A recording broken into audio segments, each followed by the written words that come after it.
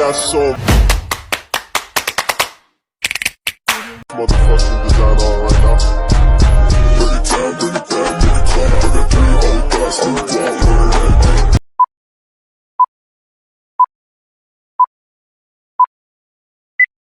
Halo Sobat Sipikus, perkenalkan nama saya Maisha Putri dari Program Studi Pendidikan Biologi Universitas Palangkaraya.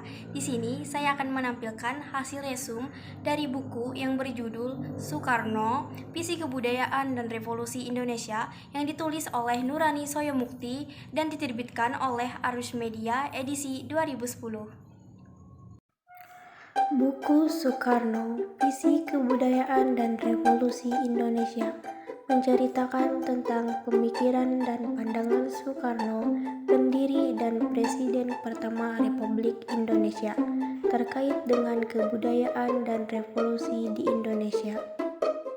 Buku ini menggambarkan bagaimana Soekarno melihat kebudayaan sebagai bagian integral dari perjuangan politik dan nasionalisme Indonesia.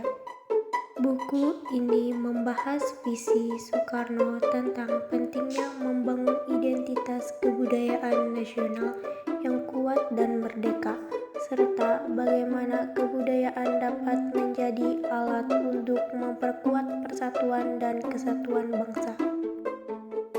Soekarno juga mengemukakan pandangannya tentang pentingnya revolusi dalam mencapai kemerdekaan dan kemajuan Indonesia.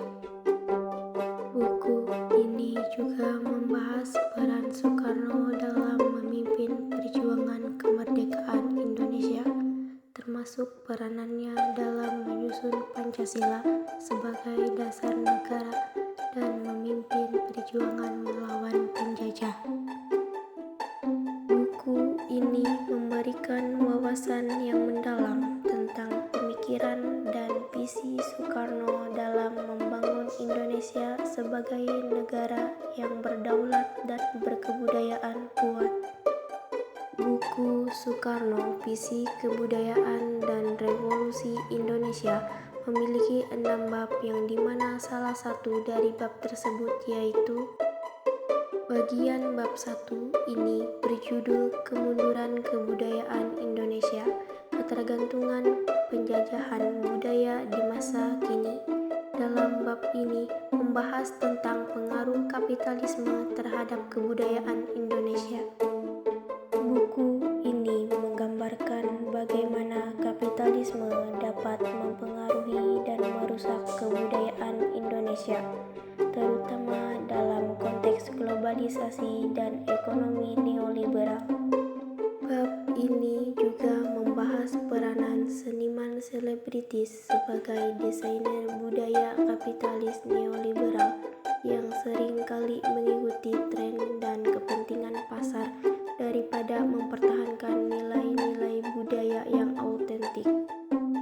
Selanjutnya yaitu bab 2 yang berjudul Penjajahan Budaya Nusantara dan Perlawanan Kebudayaan Sebelum Kemerdekaan, membahas tentang penindasan dan penjajahan budaya yang dialami oleh bangsa Indonesia sebelum kemerdekaan.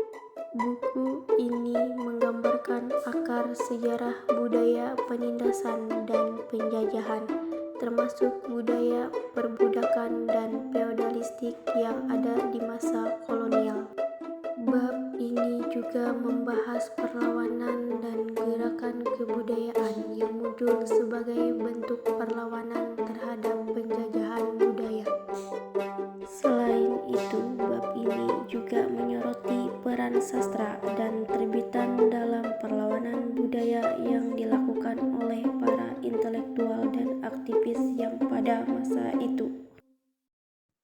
Buku ini memberikan pemahaman yang mendalam tentang bagaimana kebudayaan Indonesia mengalami kemunduran akibat penjajahan budaya